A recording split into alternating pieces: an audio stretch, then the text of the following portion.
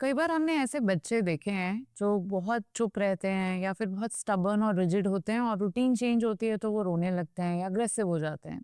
तो ऐसे में बच्चों को देख के आसपास के लोगों को लगता है कि पेरेंटिंग है वो गड़बड़ है इनकी, शायद पेरेंट्स स्ट्रिक्ट नहीं हैं, शायद पेरेंट्स ध्यान नहीं दे रहे हैं बच्चों पे, या फिर फोन का यूज बहुत ज्यादा हो रहा है जिसके चलते बच्चा बोलना नहीं सीखा है। तो आज हम बात करेंगे एक ऐसी ही कंडीशन के बारे में जिसमें जो लोग हैं वो अलग से लग सकते हैं।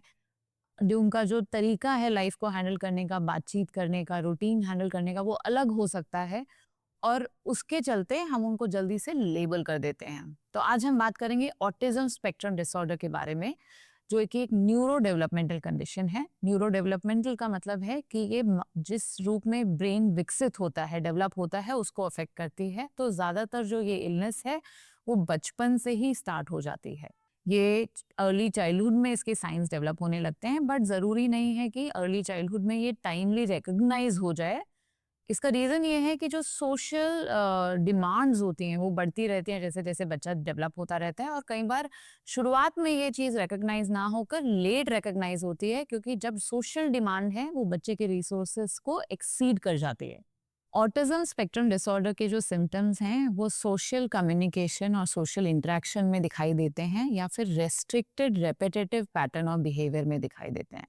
इसका ये मतलब है कि ये जो बच्चे हैं या अडल्ट्स हैं, उनका जो सोशल इंटरेक्शन है, मतलब जो और लोगों से बातचीत करना, रिलेट करने का जो तरीका है वो अलग हो सकता है। और साथ साथ में उनके अंदर कुछ बिहेवियर्स हो सकते हैं जो कि रेपिटेटिव होते हैं और रेस्ट्रिक्टेड होते हैं, मतलब कि लिमिटेड होते हैं। तो इसमें उनके जो सोशल स्किल्स हैं वो काफ़ी पुअर होती हैं, जिसके चलते वो दिख जाता है कि औरों से वो हटकर हैं। ऑटिज्म के जो ये कोर सिम्टम्स हैं इनको डिटेल में समझते हैं। तो जो सोशल इंटरेक्शन या सोशल कम्युनिकेशन में डिफ़िकल्टी है वो इस तरह से दिखाई दे सकती है कि वो आपस में दो लोग जैसे बात करते हैं जिसमें बैक एंड फोर्थ कॉन्वर्सेशन होता है। पहले एक इंसान बोलता है, दूसरा उसको रिस्पॉन्ड करता है। तो वो जो बैक एंड फोर्थ कॉन्वर्सेशन है उसको होल्ड करने की कैपेसिटी बहुत लिमिटेड होती है। वो यूजुअली एक ही लाइन पे चले जाते हैं कॉन्वर्सेशन के, जहाँ पे अपने फेवरेट टॉपिक्स पे स्टिक करते हैं। वो ये नहीं समझ पाते हैं कि और लोग जो हैं वो बोर हो रहे हैं या फिर इंटरेस्टेड नहीं हैं कॉन्वर्सेशंस में। साथ ही साथ में ऑटिज्म में सोशल जो कम्युनिकेशन है, जिसका एक इम्पॉर्टेंट पार्ट है नॉन वर्बल कम्युनिकेशन। इसका मतलब जो आप बोल रहे हैं उसके अलावा भी कई वे में हम कम्युनिकेट करते हैं, जैसे कि आई कांटेक्ट से, जैसे कि हमारी बॉडी लैंग्वेज से, हमारे फेशियल एक्सप्रेशन से, और आवाज़ की टोन से। तो इन तौर तरीकों को पकड़ने का और समझने का जो कैपेसिटी है वो लिमिट हो जाता है। तो ऐसे में जो इंडिविजुअल्स को ऑटिज्म होता है वो नहीं भाप पाते कि नॉन वर्बल कम्युनिकेशन में क्या कहा जा रहा है। वो जो वर्बली कम्युनिकेट हो रहा है उसको वो काफ़ी रिजिडली समझते हैं, जिससे वो ये भी नहीं समझ पाते कई बार कि सरकाज़म है या जोक है या फिर किसी तरह का मजाक उड़ाया जा रहा है। तो ऐसे में फ्रेंडशिप्स मेंटेन करना, अपने सोशल ग्रुप से रिलेट करना या पीयर सपोर्ट बना पाना ऐसे बच्चों के लिए, ऐसे इंडिविजुअल्स के लिए मुश्किल हो जाता है, और वो ज़्यादातर अकेले छूट जाते हैं। अब आते हैं दूसरे कोर सिम्पटम पे, जो है persistent repetitive and restricted behaviour, interest या फिर इंटरेक्शंस।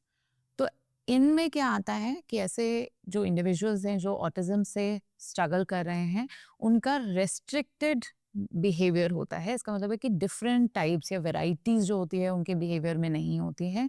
उनकी या ज़्यादातर जो इंटरेस्ट होते हैं वो लिमिटेड होते हैं, नैरो होते हैं। जिस चीज़ में वो इंटरेस्टेड हैं उसमें वो बहुत इंटेंसली इंटरेस्टेड होते हैं, तो ज़्यादातर उस टॉपिक के बारे में वो वास्ट नॉलेज या वास्ट टाइम स्पेंड करके, एनर्जी स्पेंड करके अपने आप को डेवलप करते हैं। दूसरी चीज़ है कि जो रेस्ट्रिक्टेड रेपिटेटिव बिहेवियर्स हैं या मूवमेंट्स हैं वो हैंड फ्लैपिंग के वे में आ सकती हैं, वो लाइनिंग ऑफ टॉयज के वे में आ सकती हैं, एक सर्टेन बिहेवियर को बार बार रिपीट करने के वे में आ सकती हैं, जैसे कि कई बार हेड बैंगिंग होता है, कई बार स्पिनिंग ऑब्जेक्ट्स हो जाता है, कई बार फिजिटिनेस हो जाती है, और कई बार वर्बली जो है वो एक ही चीज को बार बार रिपीट करना, जिसको इकोलेलिया बोला जाता है। जो सेकेंड कोर सिम्टम है ऑटिज्म का, जिसमें रेस्ट्रिक्टेड रेपिटेटिव बिहेवियर इंटरेस्ट आते हैं। इसमें जो रेस्ट्रिक्टेड रेपिटेटिव बिहेवियर्स हैं वो कई बार मूवमेंट्स के फॉर्म में आ सकते हैं, जिसमें बार बार हाथ हिलाना या फिर सर हिलाना या फिर टॉयज को लाइन अप करना या सेम वर्ड्स को रिपीट करना, ये प्रेजेंट कर सकता है। साथ ही साथ में जिनको ऑटिज्म होता है, कई बार उनका जो इंटरेस्ट एरिया है वो काफ़ी नैरोड और फोकस्ड होता है, इंटेंस होता है। तो ऐसे में उनको जो एक ही टॉय से खेलना पसंद होगा, उनको चेंजेस इन देयर टॉयज पसंद नहीं आते। ज़्यादातर एक प्री ऑक्यूपेशन हो जाता है विद सर्टेन मूवमेंट। तो जैसे में फैन है वो बार बार हिल रहा है, उसी को वो लेके वो प्री ऑक्यूपाइड रहेंगे। पहिए को लेके वो कई बच्चे बहुत प्री ऑक्यूपाइड रहते हैं। व्हील्स वाले टॉयज ज़्यादा इंजॉय करते हैं और उसी तक रेस्ट्रिक्टेड रहते हैं। तो ये समझना ज़रूरी है कि जो ये रेस्ट्रिक्टेड रेपिटेटिव बिहेवियर है, ये एज इनअप्रोप्रिएट होता है और उन्हीं के एज के जो बाकी बच्चे हैं उनमें ये प्रीऑक्यूपेशन नहीं देखा जाता, तभी उसको ऑटिज्म कहा जाएगा। जिन इंडिविजुअल्स को ऑटिज्म है उनको एक स्ट्रॉन्ग नीड या लाइक होती है फॉर सेमनेस। तो उनको सेम टॉयज से खेलना, सेम रूटीन रखना, खाने के भी प्रेफरेंसेस जो है वो लिमिटेड होते हैं, टॉयज के प्रेफरेंसेस लिमिटेड होते हैं, कपड़ों के प्रेफरेंसेस लिमिटेड होते हैं। सेंसरी भी कुछ स्टिमुलेशंस होती हैं जहाँ पे वो या तो हाइपर स्टिमुलेट हो सकते हैं या हाइपो स्टिमुलेट हो सकते हैं। तो सेंसिटिव हो सकते हैं कुछ कुछ सेंसरी इनपुट्स को। तो ऐसे में कुछ टेक्सचर्स को पसंद नहीं करना, कुछ टेक्सचर्स को बहुत ज़्यादा पसंद करना, ये बिहेवियर्स जो हैं वो ऑटिज्म में दिख सकते हैं।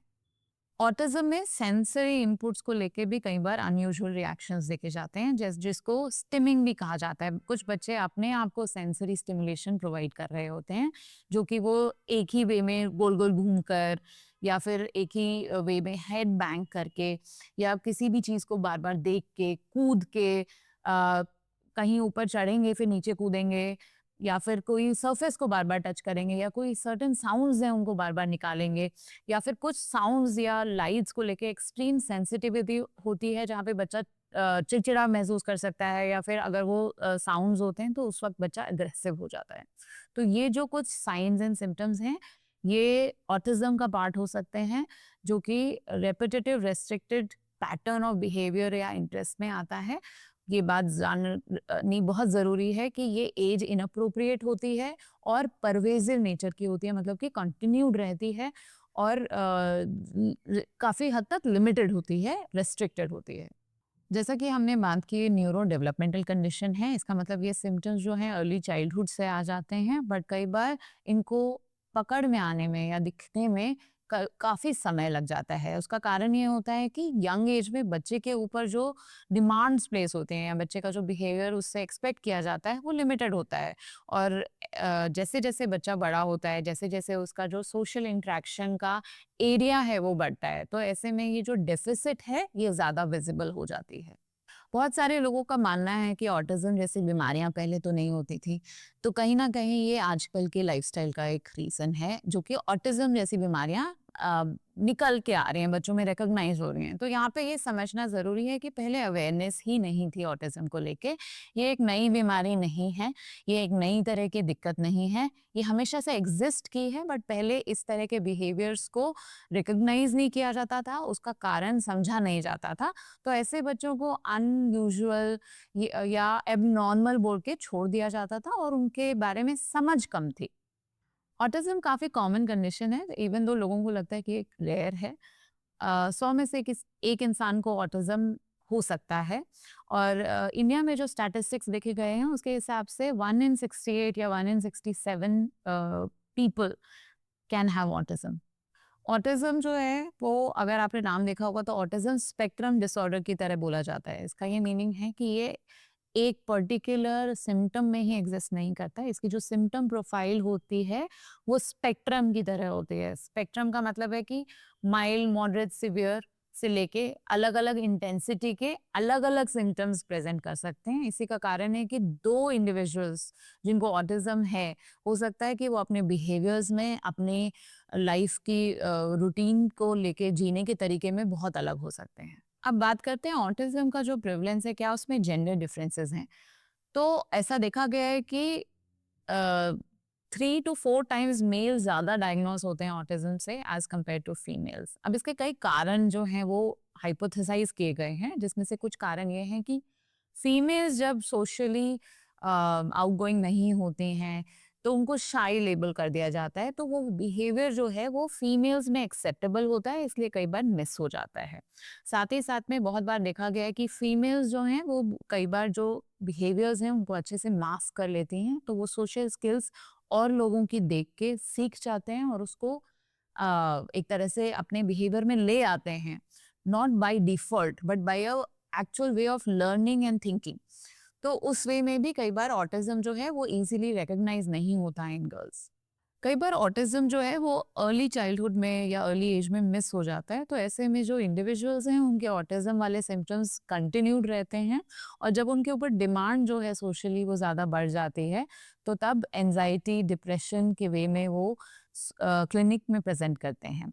कई बार ऐसे लोगों को मिस डायग्नोस भी किया जाता है एज पर्सनैलिटी डिसऑर्डर, और फिर बाद में जब उनका प्रॉपर असेसमेंट होता है तो ऑटिज्म के सिम्टम्स निकल के आते हैं। ऑटिज्म जब इंडिविजुअल्स में होता है तो उसके साथ और भी कई बीमारियां बहुत फ्रीक्वेंटली आती हैं। अगर हम बच्चों में बात करें तो बहुत फ्रीक्वेंटली ऑटिज्म के साथ इंटेलेक्चुअल डिसेबिलिटी प्रेजेंट करती है। इसका मतलब है कि वो बच्चों का आईक्यू जो है वो एज के हिसाब से कम होता है, तो ऐसे में जो उनकी प्रेजेंटेशन है वो ऑटिज्म के कारण अलग होगी और इंटेलेक्चुअल डेफिसिट या डिसेबिलिटी के कारण अलग होगी।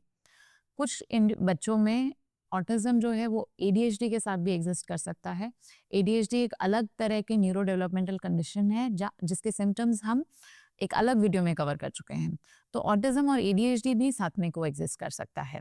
साथ ही साथ में कुछ बच्चों को ऑटिज्म के साथ टिक्स हो सकते हैं, कुछ बच्चों को ऑटिज्म के साथ में सोशल एंजाइटी डिसऑर्डर डेवलप हो सकता है, और कुछ बच्चों को लर्निंग डिसेबिलिटी हो सकती है। तो ये समझना ज़रूरी है कि जो ऑटिज्म है उसके जो डेफिसिट आ रहा है या जो डिसेबिलिटी आ रही है लाइफ में, वो सिर्फ ऑटिज्म सिम्टम्स की वजह से आ रही है या फिर कुछ कोमॉर्बिडिटी भी उनके सिम्टम्स को कंट्रीब्यूट कर रहा है। तो कई बार जब इंटेलिजेंस जो है वो बिलो एवरेज होती है तो वो बच्चे अपने पीयर ग्रुप के साथ रिलेट तो कर ही नहीं पाते, साथ साथ में जो एज अप्रोप्रिएट स्किल्स होती हैं वो डेवलप नहीं कर पाते। बट ऑटिस्टिक इंडिविजुअल्स जिनमें इंटेलिजेंस ठीक है या कई बार हायर देन एवरेज इंटेलिजेंस होती है, तो ऐसे बच्चे हैं वो सोशली तो एडजस्ट नहीं कर पाएंगे बट अब कुछ सब्जेक्ट्स में या कुछ स्किल्स में काफ़ी एफिशिएंट होते हैं, और ऐसे में वो कई बार अपनी सोशल स्किल्स को अपने इंटेलिजेंस के थ्रू कोप अप कर जाते हैं। तो ऐसे में उनका ऑटिज्म अर्ली एज पे डिटेक्ट नहीं होता या मिस हो जाता है। कई बार ऑटिज्म में जब छोटे बच्चे आते हैं क्लिनिक में तो उनके अंदर कुछ बिहेवियर्स होते हैं जो कि ज़्यादा ही प्रॉब्लमेटिक होते हैं। ऐसे बिहेवियर्स जल्दी रिकॉग्नाइज होते हैं। इन बिहेवियर्स में आ जाता है biting behaviour, hurting behaviour, aggression towards parents, resisting routine. तो ऐसे में ये सिम्टम्स जो हैं ऑटिज्म के ये सिवियर लेवल पे होते हैं, जल्दी आइडेंटिफाई होते हैं, और ये जल्दी प्रेजेंट भी करते हैं क्लिनिक में फॉर ट्रीटमेंट पर्पसेस। अब हम आते हैं ऑटिज्म की ट्रीटमेंट को लेके। तो ऑटिज्म एक न्यूरो डेवलपमेंटल कंडीशन है, इसका कोई क्योर या इसको रिमूव करना जो है वो हमारा गोल नहीं है।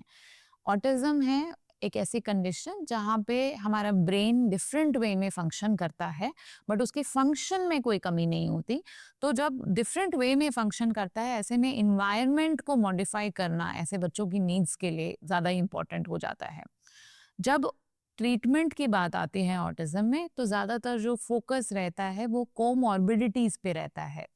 अगर ऑटिज्म अर्ली एज पे रिकग्नाइज हो रहा है तो हम काम करते हैं बच्चे की सोशल स्किल्स को डेवलप करने के लिए, सोशल कम्युनिकेशन को डेवलप करने के लिए, बच्चे की जो बिहेवियर्स हैं उनको मॉडिफाई करने के लिए। तो कई बार स्पीच थेरेपी, ऑक्यूपेशनल थेरेपी या साइकोलॉजिस्ट जो हैं वो बच्चे के साथ अर्ली एज में काम करते हैं जिसको अर्ली इंटरवेंशन कहा जाता है।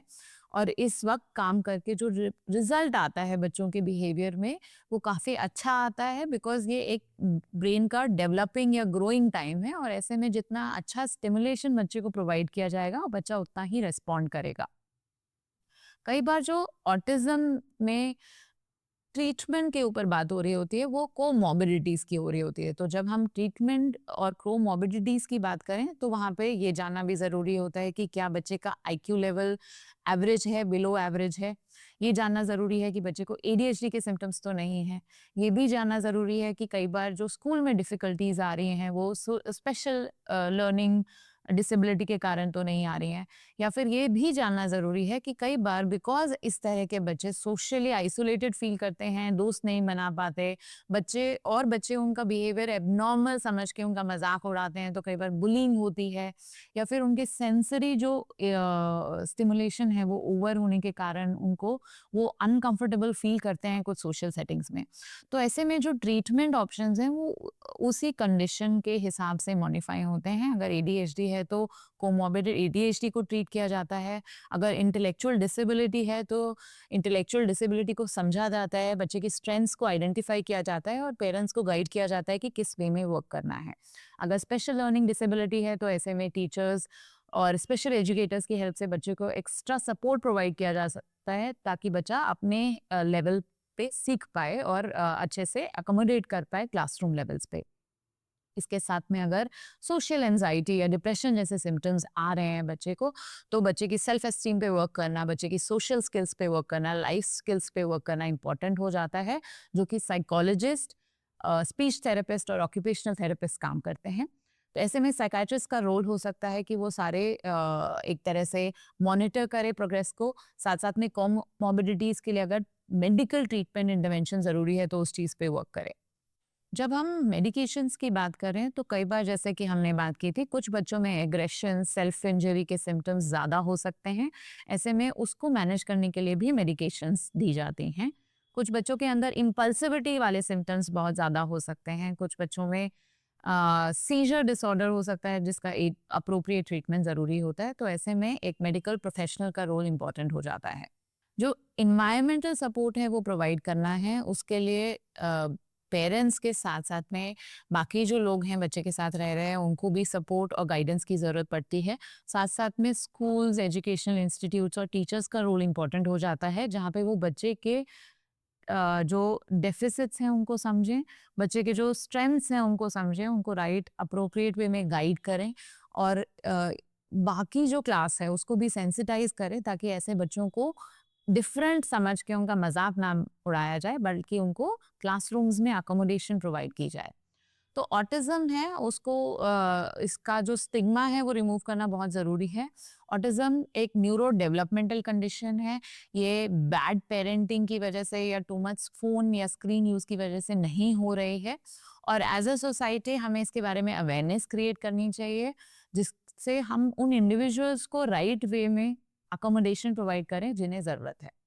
अगर इनमें से भी कुछ भी सिम्टम्स जो हैं आप उनसे रिलेट कर पा रहे हैं या रेजोनेट कर पा रहे हैं, आपके आसपास में ऐसे बच्चे या अडल्ट्स हैं जिनको देख के आपको लग रहा है कि हो सकता है उनको ऑटिज्म है, तो आप उनके साथ ये वीडियो शेयर कर सकते हैं। At Anamaya health care we offer comprehensive assessment for ADHD, for autism and other neurodevelopmental conditions, so that comorbidities are not missed and right kind of treatment and support is provided. अगर autism को लेके आपके मन में भी कुछ सवाल हैं तो प्लीज़ ड्रॉप योर क्वेश्चंस हमारे कमेंट सेक्शन में, and don't forget to follow us on YouTube.